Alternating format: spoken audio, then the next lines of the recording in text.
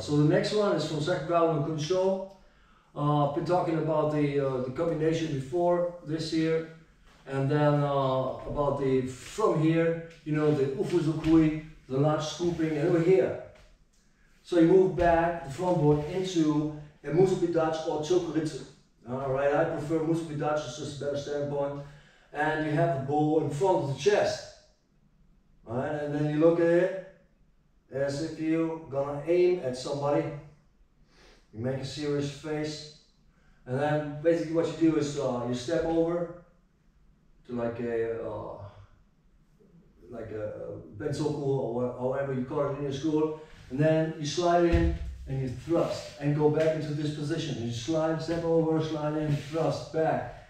Step over, step in, thrust, and so on. So this is a technique that appears in a lot of kata from all schools.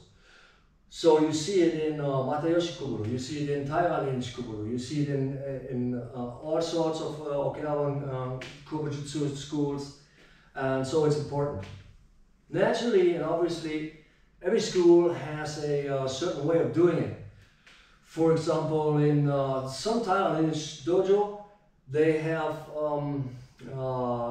have decided on a certain way. So it was quite undecided for a long time, and in 2006, this is just a few years ago, they determined that you start from here, and when you thrust, you go down, and then you thrust like that, and then you go back to here. So you go down and thrust for whatever reason. So, but you can do it differently. You can do it the way you like it, and the way it is good for you, or the way you're supposed and ought to do it according to your school. So I refer to this as a bayonet walk, because if you look up old military, Japanese and Chinese old military treatises from around the time when karate was made and afterwards bujutsu and so on, you got this technique with the bayonet. So you could think of a bayonet if you like. And also you can modify the target, right? So you can go to the belly, you can go to the what is it called, suprasternal notch here, right above here, or to the face, depending on how much you hate the other guy. And what you also can do is you can add a feint thrust in the middle, which is very intelligent actually, right? Because if you walk forward like this, I'm not saying you're a sitting duck, but it's a lot of, you know, time and a lot of space where you're just open. We're just open. But I said before, it depends on the tactical understanding. If you want to stab someone from behind, like in a trench, you sneak in like this, right? And then you step in from behind. You don't need to worry about your own face, about your eyes, your cheekbones and all that, the tooth, which you can easily use, right? By a simple, but this, you're gonna lose a tooth, right? Like this.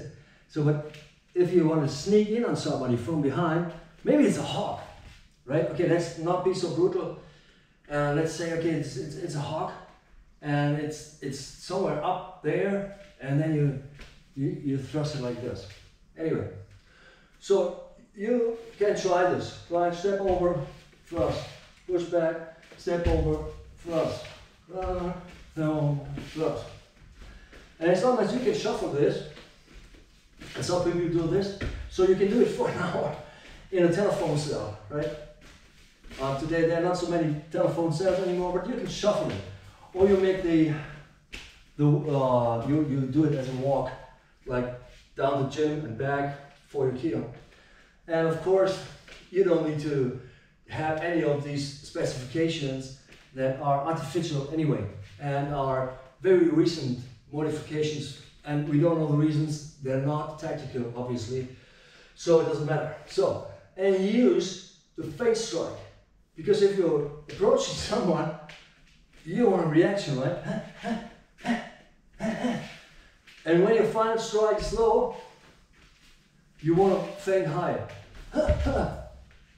Very easy, right?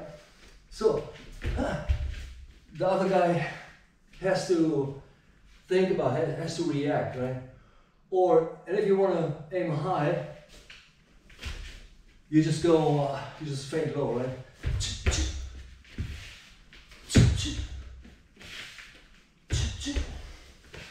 So that's a bayonet walk. Think about it.